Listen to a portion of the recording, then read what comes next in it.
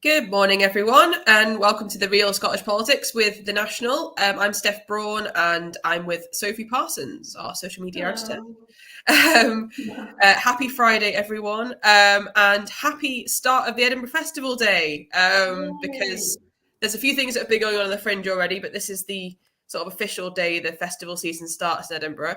You're an Edinburgh girl, aren't you, Sophie? You I went to love uni there. Edinburgh. Yeah, I love Edinburgh. Yeah, I lived there for ages, so I'm very excited about the Fringe. I love the Fringe every year. It's just such a great event, and it's the 75th uh, international festival this year. So there's an opening event for that tonight at 9:30. And it's great because it's back in full capacity this year for the first time since 2019. Which is great because I think for a while people were a bit worried, is it ever going to come back in full capacity? But we've made it back, which is great, very exciting. Yeah, absolutely. It's something that I think that sort of slightly splits Edinburgh. It's an amazing thing that happens, but obviously everybody gets sometimes a bit frustrated with how busy it is. But I think that you have to remember how great it is that so many people from around the world come to Edinburgh for the festivals. I know I'm going to go and see a couple of things, so I'm really excited for that. The Fringe was my first introduction to Edinburgh. I'd never been until I went to the Fringe. So that was in 2012. So that was my first kind of. I remember my now husband, who I wasn't even with at that point, was standing on High Street in the middle of the Fringe eating haggis from a chip shop. And I was like, "You can get haggis from a chip shop here?" Like, so I was very excited by that. That's obviously why I'm here now. Brought you all the way. Of course. So we have got some news to talk about. On our front page today, obviously the most concerning news at the moment is everything that seemed to go on with the economy yesterday. Mm-hmm. There were several announcements, including the fact that the UK appears to be heading for a recession, the longest downturn since the financial crisis in 2008, with inflation potentially hitting 13% or more. And interest rates are set to rise from 1.25% to 1.75%, which is the biggest single increase since 1995. I think if inflation hits that level of 13%, I think it will be the highest it's been for 42 years. So the highest a lot of us have ever seen. It's a really, really worrying time, particularly for people with mortgages, given that the interest rates are rising so much. And we've got a leadership battle going on with two candidates who are going to have to do something about this. But we've got this sort of. It looks like we're going to have this gap of several weeks where we're not going to find out anything because we're to wait until the new prime minister is in place, apparently. So how did you feel about the news yesterday, Sophie, when all that kind of came staggering through? It's all just quite bleak, isn't it? I mean, for months we've been talking about the cost of living crisis, and that's already hitting people so hard, and then it just seems to be blow after blow for people, to be honest. We were sort of looking yesterday at Google Trends and what people were searching, and it's just bleak. What lots of people are just wanting to know what it'll mean for them. And then you've got the two Tory candidates and sort of trying to capitalize on it.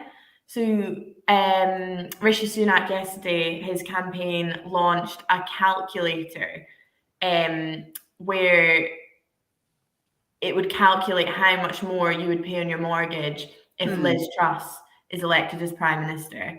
Right. Which, maybe campaign-wise is an interesting idea, but it does just feel a little bit... It's not a joke. It's not a joke. It's maybe a joke for a billionaire, a multi-millionaire, but for most people in the country, it's really, really gonna... I mean, people will die. It's awful. Yeah, no, yeah. There's people that are not going to survive this, No. you know, and there are people who will be pushed into poverty, who are not currently in poverty. So it's really, really worrying. The other thing that happened yesterday was that Ofgem announced the energy price cap, which is the sort of that's the maximum you can be charged for energy a year, is going to change quarterly now instead of twice a year. To try and deal with these. It's sort of their technique of trying to deal with these costs that just continually rise. So it's going to, I suppose, give people more security in knowing what they're going to pay, but it's also going to potentially change every quarter, which is it's just scary. I know we ourselves experienced it the other day, getting an email telling us to pay loads more money a month for our energy. So it's just mad. So yeah, hopefully we'll at some point we'll hear some concrete proposals from the leadership candidates as to what they want to do about it. Yeah, and meanwhile, the current leader of the country, let's not forget that Boris Johnson is still Prime Minister. Yeah, he's on holiday, so yeah, yeah. So I don't. Yeah, they've gone AWOL while all this is happening. If you're wanting to find out a little bit more about what this might mean for you, one of the big questions people are asking, I think this is probably what came up on trends yesterday, is how a recession affects house prices. We've got quite a lot of information about that on our website. Our colleague Adam has done a really good piece there to try and explain how that affects things. So you can find out more on there. Another story yesterday, there was a number of interviews going on yesterday with the leadership candidates, Liz Truss and Rishi Sunak. Liz Truss has obviously been massively criticised for saying that the best way to deal with Nicola Sturgeon, the First Minister, is to ignore her. But in an interview yesterday, she said that she wouldn't apologise for saying that when asked by Kay Burley. She said when Kay Burley asked her whether she would say sorry, she said, "No, I won't." And she's also taking swipes at Mark Drakeford now, the Wales First Minister, calling him a low-energy Jeremy Corbyn. So I don't know if she's coming across as a union-saving Prime Minister, to be honest. No, I don't. It's a very strange tack to take, because she is going to have to work with these people. Yeah, she is. And it's just undermining democracy. I mean, the comments she made about Nicola Sturgeon is ultimately suggesting I don't believe in democracy, because these leaders in the four nations have been democratically elected, so they're going to have to work together. So it's very, very strange to just go in really quite hard on all of them. And interesting. Don't really know why that's being advised. No.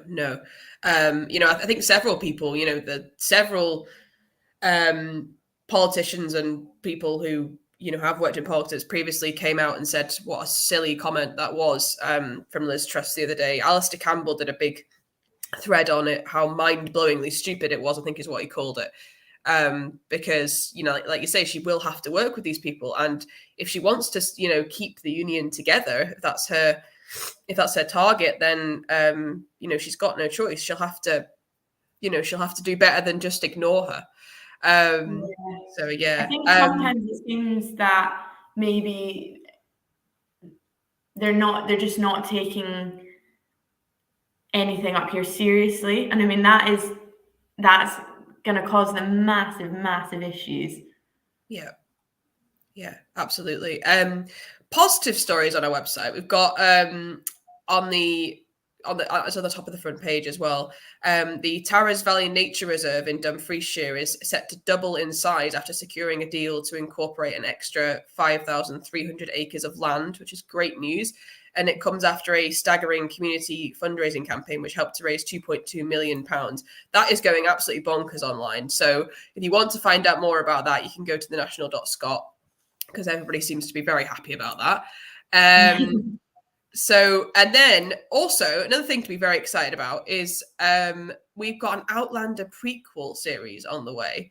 So not only have we got Series 7 on the way, but also an Outlander prequel, which is going to be called... What a time to be alive. What a time to be alive. It's going to be called Outlander, Blood of My Blood. I remember Jamie saying that at some, like, quite a lot in the first series or something, I think. So that's going to explore the love story between the parents of the character Jamie Fraser, played by Sam Hugan. So that sounds great, doesn't it?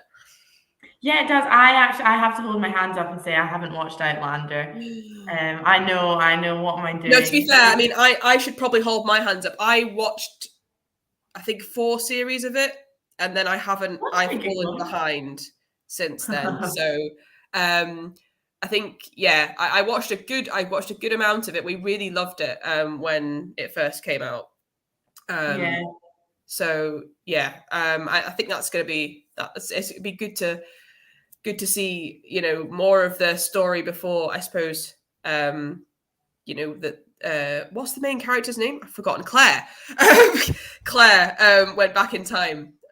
So yeah, look out for that. It has sort of a cult following, doesn't it? People love Outlander.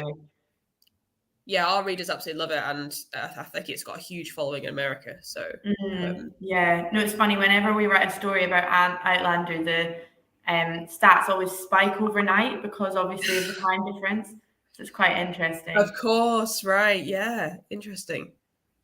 Yeah, finally. So we've got, as we began with, it's the festival on the Fringe back this month, and we're doing loads and loads of coverage at the National. So to celebrate, we've got a free trial running. So you can subscribe to the paper and read all of our stories. We've got loads of reporters going out to do reviews. I think on Sunday, our colleague Hamish will be reviewing Matt Ford interviewing Gordon Brown. We've also got, I think, Laura's going to see Boris III. What are you going to see again, Steph? I'm going to see Bloody Difficult Women next week, which is a play about Gina Miller, her successful court case back in 2016 against Theresa May, and also subsequently the one in 2019 against Boris Johnson. So that should be an interesting play, sort of themed around Brexit and also the abuse from certain corners of the press that Gina Miller received back then. So I'm going to see that. I'm also going to see slightly later in the month Blanket Ban, another one I did a preview on, which centers on the complete ban on abortion is in place in Malta, always has been. And that's another thing that's quite topical at the moment in Scotland, given that we have an issue with anti-abortion protesters outside clinics. So yeah, that should be quite a hard-hitting one, I would imagine. Yeah, I imagine so. But yeah, I think the Fringe and the festival can seem quite overwhelming because there's so much on. So it is worth, reading reviews, and it is definitely worth to come and take out this free trial and just see what you fancy going to see. Because I think our coverage will be really expansive. And yeah, so that's, if you go to thenational.scot/subscribe, you can get your free trial to the National. And yeah, with that, Steph, we should probably go. Yes, we should. All right. Happy Friday, everyone. See you later. Happy Friday. Thanks for joining us.